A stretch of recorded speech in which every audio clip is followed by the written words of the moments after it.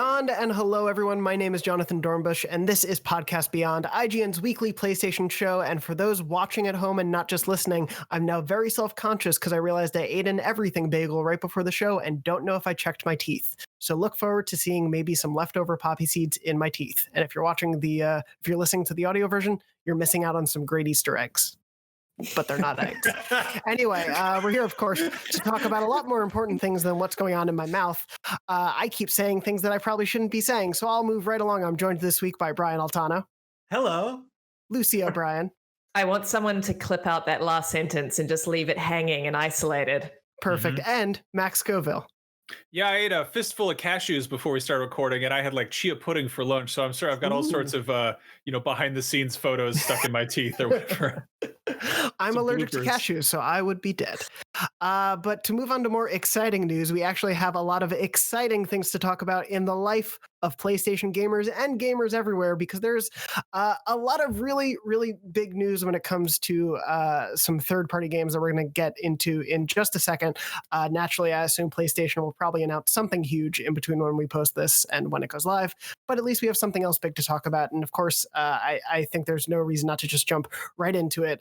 The big news, of course, this week is we're going to get more Star Wars games, and they're not from Electronic Arts. The Lucasfilm Games on Monday announced sort of a rebranding for itself. So just to kind of go in chronological order, on Monday, they announced Lucasfilm Games, the return of a brand that preceded LucasArts for Lucas. But my girlfriend was like, why don't they just call it Lucas Games? It's so much easier than Lucasfilm Games, but whatever. Seconded. I agree. Yeah. It would roll off the tongue. Lucasfilm Games is stupid. Well, Lucas Games is a popular YouTuber. He's 11 years old and he loves to play Roblox. And he's got 30 million followers. But of course, that was announced on Monday. And then Tuesday, we got the announcement that MachineGames, the developers of the Wolfenstein series, owned by Bethesda, of course, and we'll get into that in a little bit, are working on a brand new Indiana Jones game, which got a CG teaser trailer, and beyond that, not much else. And then, of course, today, as the show is going up, we've also learned that Ubisoft announced it's collaborating with Lucasfilm Games on a new story-driven open-world video game set in the beloved Star Wars galaxy. So reading directly from the press release, just to make sure we have all the official wording, headed by Massive Entertainment, Ubisoft's critically acclaimed AAA studio based in Malmö, Sweden. The project gathers some of the most experienced, innovative talent in the video game industry and will make the most of Massive's cutting-edge technologies, including the Snowdrop engine, to deliver a groundbreaking Star Wars adventure. There's no information about platforms or a release date or anything gameplay-wise details about this, but this is, of course, Massive is the studio that is working on the Division series, and previously had been announced to be working on a Avatar game. As of the time that we're recording this episode, so something may have changed, definitely check out IGN, but we've checked in for more information on the status of that Avatar game, and I don't have anything to report at this time. My assumption is they're probably focused on Star Wars at this point. I can give you an update. Please go ahead. Don't you start with that. As the resident Avatar fan, Brian. Nobody likes Avatar and everyone likes Star Wars, so they decided to not make an Avatar game and make a Star Wars game instead. They're looking at their income and they're like, we can make $100 or we can make $100 billion. What should when was that? When was that like Avatar game? Was it 2009? The movie and the game, I think, were 2009. Yeah. Right. Okay. So that was my first E3. This is just quick aside. I know that this is big news, but I went and did like a behind the scenes of that Avatar game. And I swear I've never been like E3. It's always like behind closed doors. There's always some degree of security.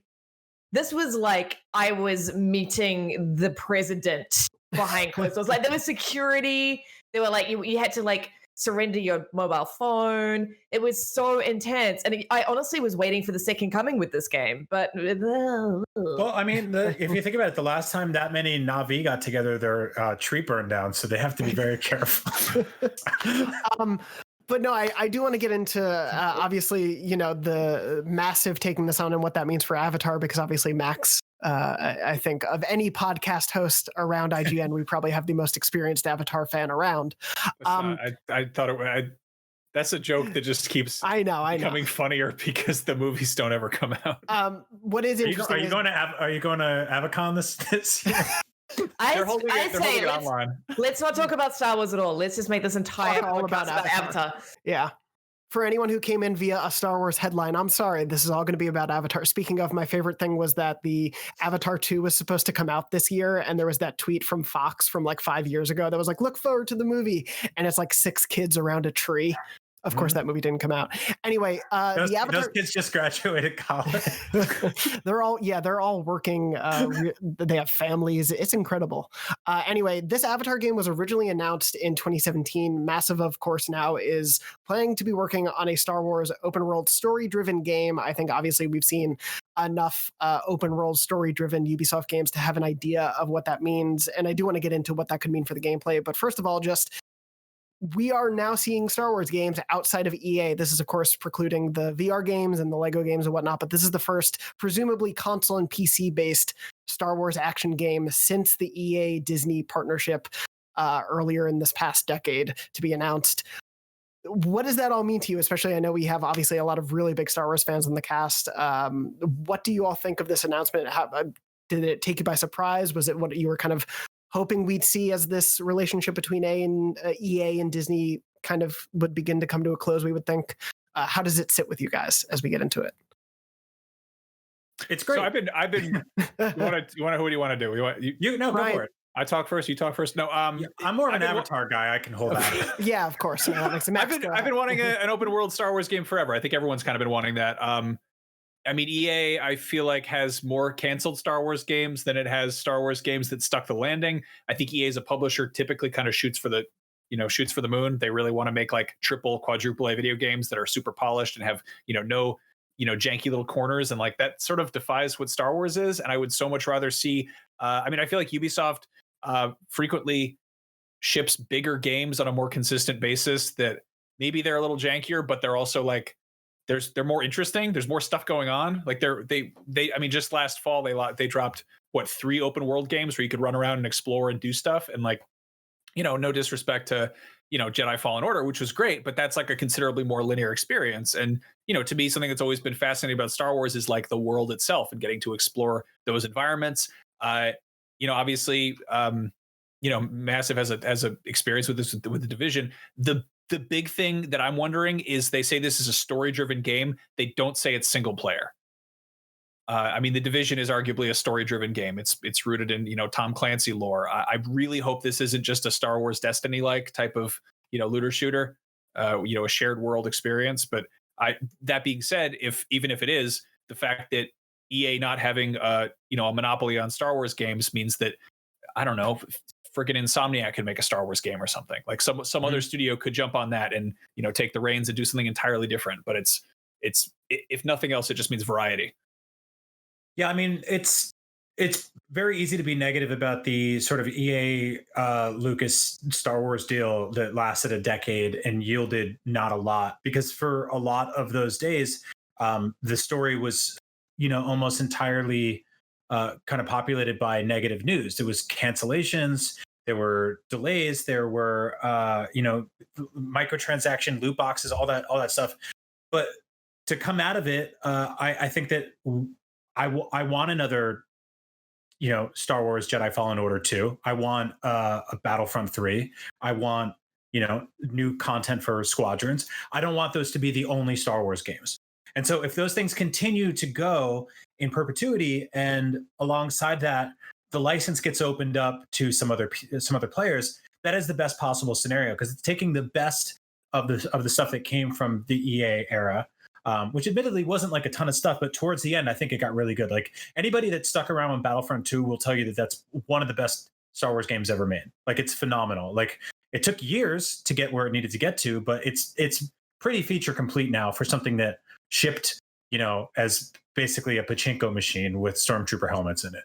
And so like we moved on from there and we got Fallen Order, which they've obviously turned into a franchise. But the idea of this now being an IP that gets sent to multiple studios is fantastic, because I think that like you're going to get a lot of weird small stuff too. I think you're going to see the Ubisoft stuff. You're going to see the Bethesda stuff with Indiana Jones, obviously, that we'll talk about. But you're also, I think, going to maybe see some smaller studios take on some smaller parts of the universe there, and that's really awesome. Yeah. One thing I want to say that really quick is just we always talk about LucasArts as though that is one studio that put out all the Star Wars games, but they oftentimes were just publishing Star Wars games, and other studios were handling the actual development. And I think that's the best way to go about it. Just really just like farm out the license to people who are capable of handling it well. And obviously not all the LucasArts games were a huge hit, but like again, you had a lot of variety. You had like first person shooters and vehicle combat and fighting games and puzzle games and educational games about building droids, and like it's fun to see kind of different studios tackle the property in different ways. And God, I hope we get smaller games. Yeah, I mean, I totally agree with you guys. I think that variety is the most exciting thing here. I do want to see this open world done really well. I think that I've got a little bit of open world fatigue. I've been playing Valhalla and Cyberpunk back to back. And one of the things that I'm sort of like a little bit over is seeing these gorgeous worlds with not a hell of a lot of interesting little nooks and crannies to visit.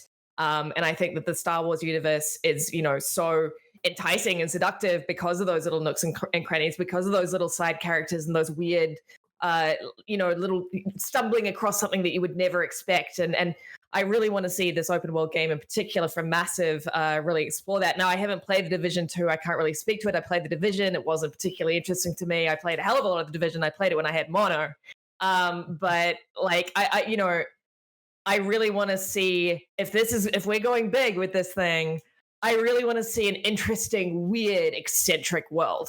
Like, because that is what Star Wars is to me. Yeah. And yeah. I did want to ask what we would all want to see from this open world game, because I am thinking of recent Ubisoft games, and it is centralized around one maybe a very large, but one central map, whether it's Immortals and the island that you're on, or Assassin's Creed and essentially the two regions that you can go to, or Watch Dogs Legion, which is of course just set in London. So with something like this, I mean, with Star Wars, obviously so much of the joy is being able to see the different planets and the different locales that they can go to. Do we think they can make something really interesting and just set it in one place? Like, I wonder what type of character you would want to be. And Brian and Max, definitely, I'm curious to hear what you think. But Brian, I'll start with you. What sort of character would you want to play as in a Ubisoft open world Star Wars game, and where would you want it set? / do you think it can be fun and still just be set on one planet? I mean, I think your two best options for setting it on one planet are Tatooine and Coruscant, and like they're the most trodden, in a lot of ways, but they're also the most dense. But Tatooine, like you get out into the most of it, and it's just desert, so that gets kind of boring. As for a character, I want an alien. I just want to be an alien. I love aliens in Star Wars. I'm sick of playing Star Wars games where you have to play as a man or a woman. I don't care. If I want to play a game where you star as a human, I will play literally any other game. Like, let me be a goddamn alien. But like, you should be a puppet. Like, have a be like Babu Frick. Like, like how does that guy even move across a map? Look at his little stick legs. How does that work? I want to see that. That's weird. That would be delightful. Playable Babu Frick. Yeah, I'm going to second Brian on Tatooine. I think like Mos Eisley is exactly the right size of an environment, and we've seen it done to death on screen. Like the second that Mandalorian was like, "Oh, going to Mos Eisley, go to Tatooine again." Okay, we've all been there in every of the friggin' movies. Like we get it. But in an interactive sense, I feel like the best sandboxy version of Mos Eisley we've seen was in Disney Infinity, which nobody played. Yeah. But that was like awesome. You could ride a speeder bike for the Sarlacc pit to Mos Eisley. You could throw Jawas in the Sarlacc pit. It would throw up. It was great. But yeah, no, I think that that's the right size. But yeah, the key thing is keeping it smaller scale, like keeping it, keep it like a scum and villainy game. Make it about, day-to-day life and like the weird, the weird Mos Eisley denizens, the scumbag cantina boys, and like whatever's going on with like local Jabba politics. But like, I know that they obviously they're probably going to want to do something big with the Jedi and the stormtroopers and the poster boys for that, lovely franchise. But I think there's a lot of stuff in the margins that hasn't been properly, explored yet. I worry about Coruscant. Obviously, that's what 1313 was doing. I think it's almost too big. You run into that situation where, you're gonna find. I mean, if you present players with like, here's this massive world, and it's like you're gonna be like, how big is it? And I mean, the same thing with sort of Cyberpunk, where I think a lot of people probably expected Night City to be way bigger than it was, and then of course there are the many issues with creating a fully populated major, dense vertical city. That's a whole thing. But again, it's Star Wars. Like you can do basically anything. Like you could completely make a planet from scratch and just get interesting with it. In addition to playing as an alien, what about playing as a droid? Like what about playing as like an R2 unit or something? That could be really interesting. Yeah. I mean, you get new upgrades and tools and stuff. I think what gets really difficult with all this, I mean, this is, the first Division game took place in Manhattan, which is a big sprawling city, but they were constantly like, oh no, the bridge is broken, you can't go over there. Or like there's who put garbage in the street, now you can't go to like the West Side Highway or anything like that. And so I think that's like, they also like didn't really let you go in the buildings and like go up to like the 60th floor or something. Star Wars is weird though, because it's like people come into Star Wars and they're like, all right, so it's got to have ships that fly everywhere and Jedi with magic, and then I guess some guys with guns. And you're like, oh, that's a lot of different video games. Like, yeah.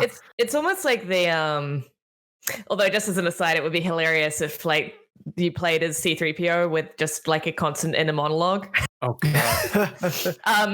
But it's interesting. Like I sort of feel like the smaller Star Wars goes with its storytelling, the bigger the universe feels.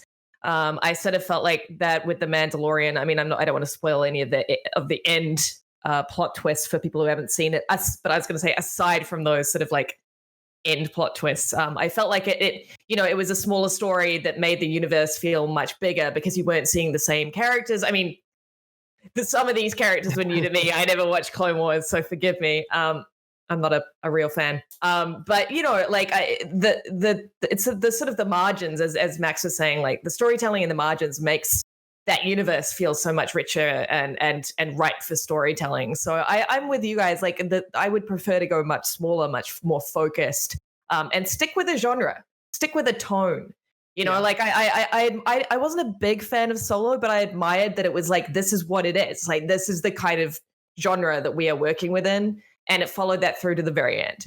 Mm-hmm. I mean, the Amy Hennig game was going to be basically Uncharted with Star Wars. They weren't trying to make a game about being a Jedi. That was what Respawn was doing. And I would say that Respawn managed to check a lot of the boxes of what we expect from Star Wars, and the fact that you went to different planets, you were a Jedi, you had powers, there were stormtroopers, there were guys with guns, I just had the worst thought. I hope this isn't the case, but you could basically do a Division in Star Wars if you had it be like, oh, here's Coruscant after the Empire's fallen. It's still super shaky, and there's different factions at war with each other. And it'd be like, yep. All right, fair enough. But I mean, the worst thing that happens in Star Wars is when everyone knows each other. And obviously that completely, there's that like, as a viewer, people are like, I know who that, or like, I understand that reference. I know that character. I recognize that thing. And there's that sort of fan service of like, oh, it's Luke's X-Wing. It's the blue lightsaber. It's the thing you remember. They drank the milk. Yeah. But the more it's like, you're like, oh, reference. Yeah. I was like, oh, Chewbacca and Yoda knew each other in high school. That's wild. Oh my, it's like, here's Obi-Wan meeting C-3PO. Oh, it's like just this kind of. But like, he forgot. Yeah. It's just,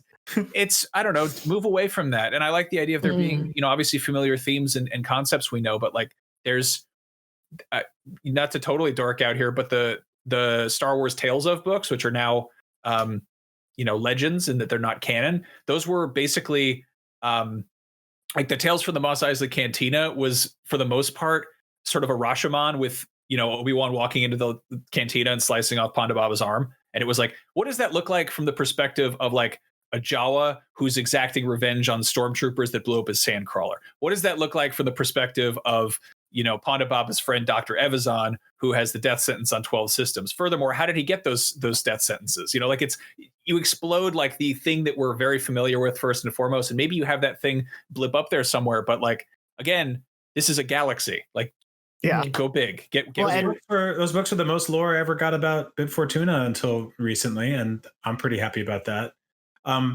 Like counterpoint, devil's advocate, but I also don't believe this will happen, but it might. What if this is centered around the High Republic era? Which I was going to ask about that. Yeah, they're ramping up significantly this year. It is the way they're storytelling with all of that is basically completely dissonant in that they are not walking themselves into that rat's nest of interconnected best friend, Uncle Yoda, Jedi, Chewbacca stuff. They're just being like, here's an era and stories are happening in them. Like there's books, there's like comics, there's, they're doing young adult stuff. They're doing that TV show. Like one of the shows is basically High Republic. Like there's a lot of stuff in there that could work. Now you sell 10 million less copies by doing that though. Like if you go, hey, we're making open world Star Wars games set in the original trilogy or Clone Wars or sequel trilogy era, you get a lot more people involved, but it's more of a narrative rat's nest because you have to pull up the big pinboard and be like, where was Han Solo today when this happened? I completely disagree. I mean, remember, what is it? One of your relatives went and saw Rogue One after seeing, The Force Awakens. It was like, where was the ball? Like a lot of people see Star Wars and they stop there and they're like, I'm in, cool. I mean, look at Knights of the Old Republic. Like how many people jumped on that game being like, cool, Star Wars, without realizing it takes place 3,000 years before anybody was walking around doing Star Wars stuff that we're familiar with. Like High Republic is interesting because it is totally like it is breaking new ground and it takes place like 200 years before the prequels, basically. Yeah, a couple hundred years. So they've got they're going to introduce some new factions. Like they can, again, it's completely made up. They can absolutely invent anything they want within reason. But that is kind of nice to have. Like it's like maybe Yoda's around, maybe question mark. I guess kind of like maybe Chewbacca. I don't know, but he's a baby, whatever. But to have like a complete new sandbox to mess around in, that's, I imagine, extremely freeing. But again, it does have that sort of feeling of like, oh, like there's no bottom. There's that kind of like, there's that sort of infinite ammo feeling where it's like, oh, okay, well, I kind of wish it was a little more connected to things that I was familiar with. Yeah, just not making people best friends or uncles or cousins or whatever like you see so often.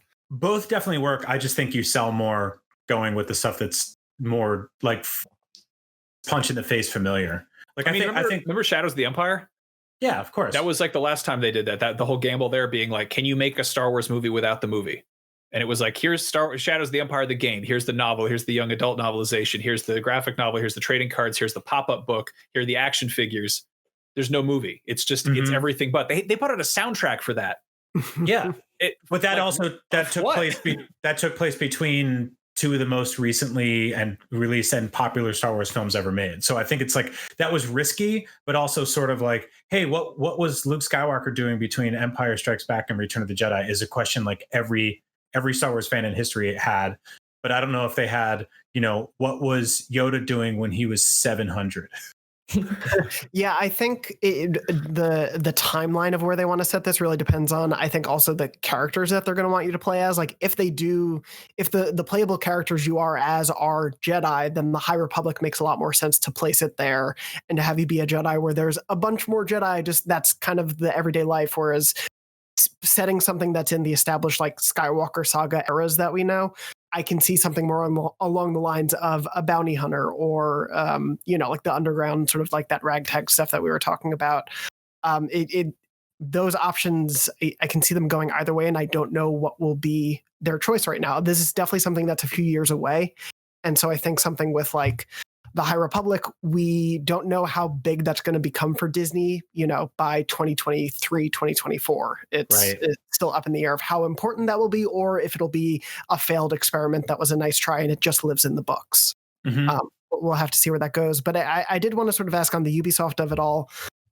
Lucy, I know you were saying, you haven't had as much experience with the Division 2, but obviously you've been playing a lot of AC Valhalla. Sorry, go ahead.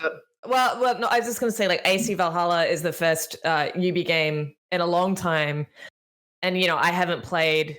I only played like 7 or 8 hours of Odyssey, so I can't really speak to how the last one, but Valhalla really feels like Ubisoft is starting to understand what makes for a more interesting world. Primarily in its side quests and its characters and how it populates the world with enough variety that you don't feel like you're just doing the same thing over and over again, which is always my problem with Ubisoft games on the whole. It always felt so plug and play. Elements of surprise came from the really cool ecosystems that they had, for example, but not generally through storytelling, incidental storytelling, even environmental storytelling, unless it was like Far Cry 3 and, you were just shooting elephants or whatever you did in that game. It's been a while. But yeah, I think that like I have faith that Ubi knows how to steer the ship a little better than they did even 3 or 4 years ago when it comes to telling interesting, memorable stories minute to minute within these huge open worlds. And that gives me faith for a Star Wars game. I think, as I said, if it'd been even a handful of years ago, I would have been like, Ubisoft is the worst publisher to be looking over this. But I think that Valhalla has really given me a newfound hope. You pretty much exactly answered my question with that, because I was going to say, like, I don't think I'm as far as you, but the thing that has struck out to me about Valhalla is just how weird the side stories get. Like, all the characters you meet have the strangest requests for you and have the oddest backstories. And like, that does in the same way of, like, obviously Ubisoft studios share everything like crazy. Even if Massive is the lead studio on this, there will probably be some sharing in between. And there is clearly a like desire to tell weird stories in some of these studios. And so I like that DNA, as you were saying, like getting weird with Star Wars can be so fun. And don't you also think that like just that this game rewards exploration? Oh, like absolutely, yeah. Like there is no sort of, you don't, if you go down this hidden path or you discover this cave, there's not just going to be like some loot. Like there's going to be a weird guy with a weird request. Yeah, I love that. Yeah, there's like the variety of it, and it's like sometimes you'll find weird notes about a cult that happened to be in this area, or like you go and meet some nuns in a side story, and you think you're going to go help these nuns, and then it turns out the nuns are the ones who are going to kick ass, and you just kind of help watch and stand by as it happens. Like they get really weird and funny with it, and so it does give me hope for what a Ubisoft Star Wars game can be. And like you said, even a few years ago, maybe those hopes wouldn't quite have been there. But obviously the other wrinkle to this, and I do want to get to Indiana Jones in a second, though, is that this doesn't indicate a Ubisoft exclusivity deal.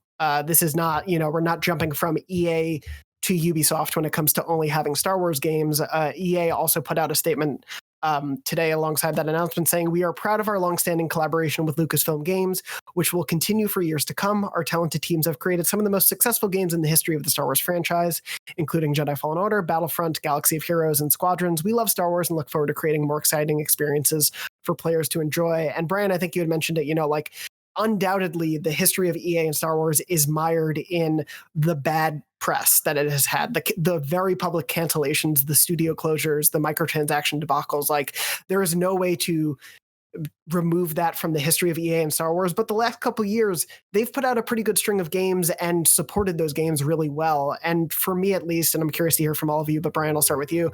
I think this is the best of both worlds, where we can still get the continuation of the EA Star Wars games that worked out. And when it doesn't work, it's not all on their shoulders exclusively. Yeah, no, that's a really good way of putting it. When they were canceling games left and right, that just meant now we have to wait years and years for more Star Wars games. And honestly, until Respawn stepped up and was like, hey, we are making a dedicated, like, single player, story driven, third person action game with no microtransaction shit in it. That was the best news possible. And it came out of left field, and it was because that studio had clout within EA and was able to fast track something like that. And the cool thing about this is that they have the groundwork down. Like they have engines down, they have formulas down for all of these games. Like when you make a sequel to Fallen Order, which they will make, they don't have to reinvent the wheel on it. They don't have to go, what does this look like? How does this perform? How do we sort of kit bash a little bit of Sekiro and a little bit of Zelda and a little bit of Metroid and a little bit of Tomb Raider and a lot of Star Wars into one game. Like they've solved that already. They could just go, let's just get in the ship and go to like 9 new planets, fight a bunch of horrible bog monsters and a Rancor and shit like that and have a good time. And so I think that's great. Like I want more of those games, but I don't want them to just go, we have everything. EA has been notorious for years on monopolizing licenses. And it is almost always yielded negative results for the consumer because the consumer deserves choice. And by removing that, you're stuck with one franchise. Whether it's baseball or football or and golf or any of those things, Star Wars, you don't want one publisher to have all the power there because it limits the amount of products we can get. It limits the amount of stories that can be told. And so keep what works. And for everything else, give it to anyone else on Earth who's willing and ready and talented and capable. And there's some irony about talking about monopolization when we're referring to Disney. Yeah. Yeah. Like within the one entertainment property that exists on the planet. Well, it's weird because you look at how Disney handles the Star Wars license in regards to like collectibles or merchandise, and they farm that thing out. They're like, Right. I want to say, I don't even at least half a dozen different companies manufacture Star Wars action figures, and that's just action figures. Like, there's different companies handling shoes. Like, it's just they let it. They kind of like, okay, what do you got? Like, obviously, you got to follow the style guide, and like, you can't just churn out total crap. But like, there's a certain amount of kind of like, let's see what people come up with. Like, let's offer. Again, it's all money roads lead to Disney at this point, apparently. But like, even if that's the case, it's nice that there's sort of variety in what we're getting.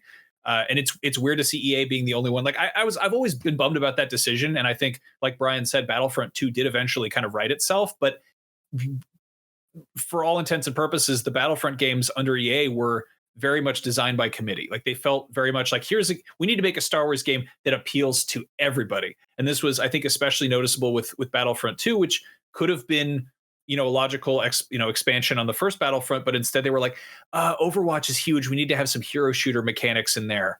And also people like the prequel, so let's put the prequels in there. And then it's, people want a story, so let's have a story in there. And it's like, it's great it becomes this kind of jack of all trades, master of none thing. And they did tweak it and fine tune it eventually. But I hope the future of Star Wars games is more stuff like Star Wars Squadrons, which I wasn't wild about that game. Like, I tried to get into it. But I've never liked space games to begin with. So like, people did like it. People who like space stuff were into that. And if there's a specific type of game that does appeal to me, and they have a studio that's really good at making that kind of stuff, handling that, then that's awesome. That's huge. I'm excited about that. And we might see, maybe too many at a point, like there might be oversaturation, but there's just the chance for that to happen now. And there really wasn't before. And I forget who mentioned it earlier, but the smaller developers may get a shot. Like, we could see a Supergiant, the devs of Hades, possibly get a Star Wars game now because it's not tied solely to EA. And just that prospect alone is exciting to me.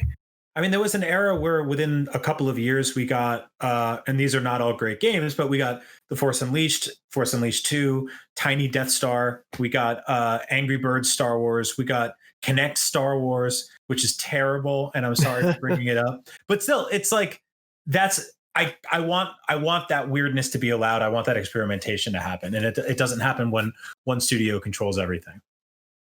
Yeah, it's a really exciting potential. And of course, the other wrinkle to it that I definitely want to mention before we move on is that Lucasfilm Games is not just going to be Star Wars games. And they made that pretty clear from the jump, because even before the Star Wars announcement, they announced MachineGames is working on an Indiana Jones game. And of course, before getting into all of that, is of course worth mentioning that Lucasfilm Games previously had made a bunch of adventure-based Indiana Jones games, games like Monkey Island, a whole bunch of acclaimed and maybe not so acclaimed games. But there's a huge variety and a back catalog there that we may see them dipping into as time goes on. But their first statement was, we're not just Star Wars, we're doing Indiana Jones with a developer who is famed for making games about shooting Nazis. So we're probably going to be punching some Nazis in an Indiana Jones game. And I think it's a really, really smart choice, because they're picking a talented, beloved developer behind an acclaimed series that maybe isn't the best selling, shooter out there, but it's really well loved, has a ton of respect, with a publisher that also has a ton of respect, with Todd Howard producing as well. He'll be executive producing.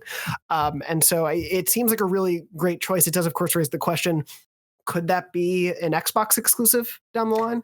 I mean, I think that probably that was a done deal before the Microsoft acquisition. So yeah. I think down the line potentially, but I don't think it's going to be Xbox exclusive off the bat.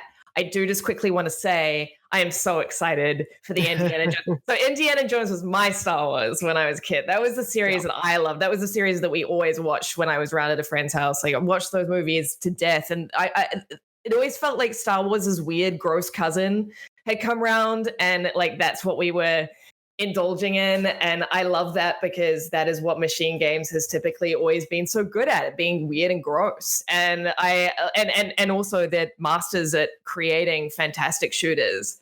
Not that Indiana Jones will be a shooter, but like fantastic linear single player shooter experiences. And I am just so excited for this. Like, I could not think, so often we see weird like pairings, like weird studios with weird franchises that is just like, no, that's not the right choice. You know, we see it in Hollywood, like Nicole Kidman's apparently going to play Lucille Ball. What the hell? What's with that? No way. That is not the right choice. Bizarre. Like, I like Nicole Kidman, but what the hell? Whereas this feels like one of those perfect marriages where someone's like, this is my wish list. This is who I think would just nail this. And it's a reality. Like, I love it. I've got massive expectations for this. Probably too high. First of all, I believe Javier Bardem is also in that film, so that I think that could work. That might work. Maybe. I think it could work. He could do Desi, yeah. Yeah. No, this is really awesome. Max and I were texting about this earlier today. I really hope that this is not a first person game. If it is, I'll still play it. I'll still love it. But I want to be able to see Indiana Jones. I don't want to just see right. wailing around and stuff like that. Yeah. But yeah, no, they have excellent writers. They have excellent artists. It's really awesome. There was that we were like all sharing that picture today of Todd Howard on a Zoom call with Jeff Keighley 2 months ago, and in the background is like the idol from that Indiana Jones takes off the stand that causes the giant bolo chase after him, and then the Ark of the Covenant is behind him, and then there's like a Notre Dame football helm or football. So that's unrelated. But no, I just rewatched who knows? I just rewatched all three of these movies, and I guess also that weird fan film that somebody put in the box as well. Strange film that they put there. But no, they're great. They're super fun. They mostly hold up really well. They're a really good time. It's been a very long time since we've had like an Indiana Jones game, or especially a really good one. So this kicks so much ass. This makes me really happy. When forgive me for misremembering the date, but there was that like canceled Indiana Jones game, right? Like in the mid 2000s. Staff of Kings, was 2007. That it? Yeah. Yeah. I feel like I remember seeing an E3 demo of it and then not knowing where it went after. I went to a Comic-Con panel about that, and the thing they were really excited about in that was the physics engine they had, which had basically, I can't remember what game actually wound up utilizing this, but it was basically I guess it was like procedural like physics for combat. So like if you punch somebody in the face, they would never fall down the same way. Like it was basically like the body would react to like whatever was happening to it. It was really, and they had this whole thing where they had like Indiana Jones on this like rope bridge, and they were just like, it was totally like just tech demo stuff where they're like, oh, we're going to drop a bunch of rocks on them. They're just dropping like a ton of rocks on this bridge. And I don't know, that game did not come out. I wish it did. But yeah, maybe they were focusing on the wrong things. Yeah. No, I mean, Indiana Jones does have not quite to the degree Star Wars does, but it does have its own pedigree of video games behind it. I was on Jared Petty's podcast, the top 100 games of all time or whatever, and I think I was like number 74 or something, and I talked about Indiana Jones and the Fate of Atlantis, which is the point and click game that was an entirely original, from the ground up story, which is honestly one of my favorite Indiana Jones stories. It's all about a mysterious metal called orichalcum and Plato's lost dialogues, and it's just the right amount of like made up nonsense and actual history kind of melded together. And I don't know. I'm excited to see what MachineGames does. I hope that it's not a straight shooter, but I mean, even Wolfenstein isn't quite just a straight shooter. Like there's definitely a large chunks of that where you're shooting Nazis by the barrel load, but there's still like little bits of stealth, and there's some a lot of dialogue stuff. Like there's all that kind of first person storytelling, which is cool. But yeah, I mean, I think it's easy to jump to the conclusion that this is automatically going to be a first person shooter just because we've only seen MachineGames make first person shooters. But conversely, look at Respawn. Yeah. For the longest time, when you said Respawn games, all you could picture was like Titanfall 2 and Apex Legends. And then suddenly they're like, oh no, Jedi Fallen Order. There's a third person game. So Guerrilla Games, same deal. Yeah. I think the scene for me that like, I just want to just jump back to how perfect they are in regards to like story for this game. The scene that makes me think that this is the right fit is that Hitler scene in Wolfenstein 2. That weird, gross Hitler scene, which is just like so appalling and hilarious and completely messed up. And you could have pulled that from an Indiana Jones movie. That could have been straight from an Indiana Jones movie already, They I'm curious then, Lucy, do you think they should, because obviously the Wolfenstein games get pretty M-rated, like they earn that rating for sure. Do you think they'll probably have to go a little more family friendly with indie. Like I know you were saying, obviously it's a series that's known for having weird aspects, but that in an earlier movie going time when I think things were allowed in PG movies that aren't really allowed these days. Do you think they'll have to soften it a little bit, or do you want to see them kind of try to push? Well, it's a tricky line to tread, isn't it? Because like the thing is, you know, what makes up the Indiana Jones DNA is that like grossness. I mean, I thought Kingdom of the Crystal Skulls was just terrible. I was sitting next to Peter Jackson at the time incidentally, so I barely concentrated because I was just paying attention to what he was eating. That's not because of the job. That's because there's like 14 people who live in New Zealand, right? Correct. Absolutely correct. That was truly just a coincidence. But like, you know, so much of Indiana Jones is that it pushed that envelope. It was profoundly disgusting. You know, for any kid growing up in the 80s, you know, you would have nightmares about scenes in those movies. They ripped a man's heart out of his chest in that movie, and it's still beating in his hand. You know, and the man is still screaming and alive. Yeah. I mean, like the thing is like that is to me such a big part of that series. And yeah, I know that times have changed, and that you know, 80s that family friendly movies aren't what they used to be. But I would prefer to see a more M-rated Indiana Jones. Leave behind the family kind of trappings and lean more into what actually makes up an Indiana Jones experience. So I want to see the gross and the gore. That's a really interesting thought. I feel like video games just by default they skew way more gruesome and way more sort of profane than movies typically do. And I would say that the T rating is kind of more akin to, I mean, there almost needs to be something between T and M, you know, because M is like Mortal Kombat. You're like punching Sub-Zero in the nuts, which are bones for some reason, and then they're exploding. And like, if you made a video game with the sensibilities, that's not how nuts work. In some cases, we'll talk about it later. It's where the P is stored. But no, if you made a video game with the sensibilities of the original Indiana Jones movies, that would easily be an M rating. Like pushing a dude into a propeller and having him turn into blood, like that's super, like melting Nazis. Like you can't put that in Fortnite. Like that's super gruesome. But don't give them any more ideas. Yeah, it would be melting Nazis. I mean, at the same time, you can still have that level of violence without it being like overly, you know, gruesome and gory. I think they could easily do a T-rated Indiana Jones game that has a lot of the same sensibilities and a lot of the same, the same amount of action. Like I mean, it'll be interesting to see how that's handled. I want it to be filthy. Now, Dorno, you mentioned that you haven't seen any Indiana Jones movies, right? I mentioned it on Twitter. We're dragging you on this podcast. Here we go. Yeah, I literally I looked at the announcement. I saw that. I was like, oh, cool. I've never watched these, but hopefully I'll like this. And then went to go make coffee and didn't give it a second thought and just came back and everyone was like, kill him. Like it was mobs of pitchforks. Wait. So you've played all the Uncharted games. Yes. And the Tomb Raider games. And the Tomb Raider, but you haven't seen the source material. No.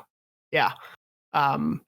So I like any Indiana Jones allusions for me come from GIFs that I see on Twitter or scenes recreated in The Simpsons or something, or, you know, probably I've seen a clip or two around. But for me, I have no basis in that series other than he has a hat and a whip. There's Short Round. Is that? Yes. The character. And look, I'm really sorry for bringing all the Temple of Doom discourse to your table. Oh, please, it's fine. Once you mention that movie, everyone has an opinion. So yeah, well, it's like, sorry. Dornbush, what animal does he not like? Oh, it's snakes, right? He doesn't like snakes. Yeah. Yeah. Okay. I thought you were gonna say something great like cheetahs. Monkey. This is going to be interesting if you actually watch them, because again, they've so many of the sort of highlights have been, you know, done to death in both in parody and in reference and in, you know, in GIFs. But there's a lot that happens between all of those. I rewatched 2001: A Space Odyssey after like growing up on The Simpsons making constant 2001 references, and it's all of the stuff that happens between the things where I knew what was going to happen is like super jarring and like completely took me by surprise. Like there's so much stuff that inevitably there's going to be something in Indiana Jones that you didn't know was coming, and it's going to be. I'm so excited to hear what you make of it. But oh yeah, no, they're definitely on my to watch list. There was a similar thing for me within college. Was the first time I saw The Godfather, but like growing up on Long Island, the town I grew up in was where the actual like based on the events of like the toll booth shooting happened. And so like all I would hear about in real life was like, oh yeah, that's around where that happened and things like that, and references to all these scenes. And so watching it was like, oh, there's a lot more going on here than just like a killing and a horse's head in a bed. Like there's much more to it than that. So I'm excited to see Godfather, where a killing happens.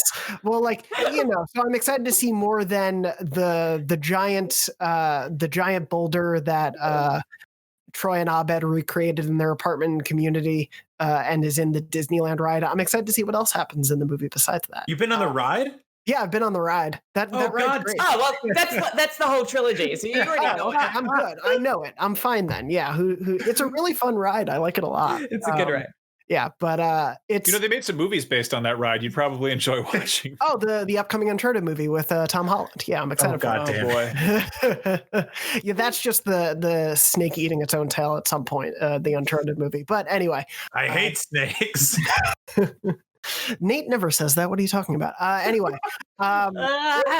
before we get mired in too many angry emails at us, obviously these are games that we'll be talking about in the future a lot, and we don't have them as PlayStation specific or even PS5 specific games, but they are undoubtedly the biggest thing to hit, I think, the gaming industry at the start of this year. So it's really, really exciting to see the potential there. And as we said, Lucasfilm will hopefully be more than just the Indiana Jones and the Star Wars games we've heard about. I think there'll be a lot more to this story as we go seeing it forward. So much in the same way Marvel has given us a lot to talk about in the gaming world, I hope we get to hear a lot from Lucasfilm Games in the years to come. But before we wrap up the show, because I realize we're running a little late, I do want to quickly bring up a memory card story, because we got a couple nice ones in recently. A very bittersweet memory. Of course, Memory Card is our weekly segment where you, the listeners and viewers at home, write in with wacky, weird, sad, happy, funny, whatever memories of your gaming life, and we read them on the show. We got a really sweet one in just yesterday that I want to read. This came in from Bob, and Bob wrote in and said, "Hey, Beyond Crew, like many kids in the early 90s, gaming was my life, but luckily for me, my mom enjoyed video games just as much as I did, so I always had a partner to game with. We loved playing platformers together and made it our mission to rent and beat a new one every weekend. It became a routine. Side note, she also had a hidden skill. Remember those annoying game mechanics where you had to hit 2 alternating buttons repeatedly to build up a meter? She would max it out every time with maniacal glee while my feeble attempts barely moved the needle. As I grew older, our gaming binges became less frequent. My mom struggled as video games evolved from 2D to 3D, and I was becoming an angsty teenager with changing interests. Still, I miss the old days and wanted one last chance to share our favorite pastime together. It was only a matter of time before I came across Klonoa on the original PlayStation. As a 3D platformer with 2D side-scrolling movement, it was the perfect blend of styles we could both enjoy, and enjoy it we did. We beat it in a single weekend, and that would actually be the last time we ever gamed together. In many ways, it was signaling the end of my childhood. My mother passed away recently, so this memory is bittersweet, but it's one I'll never forget. Thank you, Mom, for the gaming marathons that brought me so much joy as a child, and thank you, PlayStation, for that final bonding opportunity between a boy and his mother before it was too late. Wishing you all a happy and healthy 2021, Bob." And Bob, just wanted to say thank you for sharing that with us, and for sharing, obviously, both a bittersweet memory for you, and especially as someone who gamed a lot with their mother growing up, especially platformers as well, and have similar memories of beating platformers in a weekend with her. That memory card obviously struck a nerve for me. So thank you so much for writing in, being willing to share that. And of course, if you at home have a memory you want to share with us, whether it's happy, sad, funny, whatever, feel free to write it in. We keep them anonymous if you want us to. But you're always welcome to write in to beyond@ign.com. Please write in with the subject line memory card, and we are happy to share those on the show each week. And thank you to everyone who continues to write in with those. We'll read them as we go through the year. But that's pretty much going to wrap us up for this week of Podcast Beyond. We obviously talked quite a bit about Indiana Jones and that little thing called Star Wars, but we'll have plenty more to talk about in the weeks to come, especially as new games come out. Before we wrap up, though, anything that you all been working on that you want to plug? Lucy, I'll start with you. I can never really answer this because I don't really write anything anymore. So Dorno, probably your op-ed that I'm currently editing right now. Please check it out. Yeah, we'll work on that after the show as well. Yeah. But yeah, there's that. Max, anything on your end that you want to? So I've been hosting a show and adding little tidbits and jokes here and there with the dude Jesse Gill here at IGN. It's called Cannon Fodder. It's basically kind of a we did the entire season 2 of Mandalorian, and now we are shifting gears to WandaVision. So if you're one of those people who wants to kind of unpack whatever is happening in the latest episode of the latest nerdy Disney Plus series, that seems to be the show that you should be watching. And I'm excited to do some deep nerdy dive stuff on that. So I think the first episode is going up later this week, but keep an eye out for it. Yeah, Disney Plus really went from doing Mandalorian once a year to now a show every week in perpetuity, it seems. So yeah, I'm sure there'll be plenty there. Actually, Dorno, just quickly, I just remembered another thing. We have something you wrote, the big giant timeline of PlayStation 4, which was an enormous mammoth effort that I think we were all involved in some degree. That is going up really soon. I think by the time this publishes, it'll be live. So please check it out. It's a great read. It's a great watch. It's a great ride. PlayStation 4. But now it's over. The PS4. Now it's over. No, Brian, anything else also from you that you want to share? We just put together a video of basically everything happening Star Wars this year. So across every single medium. Not toys, but we should have thrown that in there. So look out for that if you're looking for more Star Wars stuff that isn't just TV shows and comics and everything but movies, since we're not getting those for a long time, sadly. And I just started reading The High Republic, so hopefully it's good. But other than that, yeah, as Lucy mentioned, check out the pieces that she referred to. And of course, you can also check out Beyond every Wednesday at 3 p.m. Pacific on beyond.ign.com, youtube.com/IGNBeyond, and your favorite podcast services around the world. You can find us otherwise on Twitter. I'm at JM Dornbush. Brian is at Agent Bizzle. Lucy is at Luce O'Brien. And Max is at Max Scoville. Thank you all for joining me for this week. Glad to see all of your faces in the new year. And thank you, of course, to our producer, Red, for producing the show and helping it actually go up. Thank you for all that you do. Thanks, Red.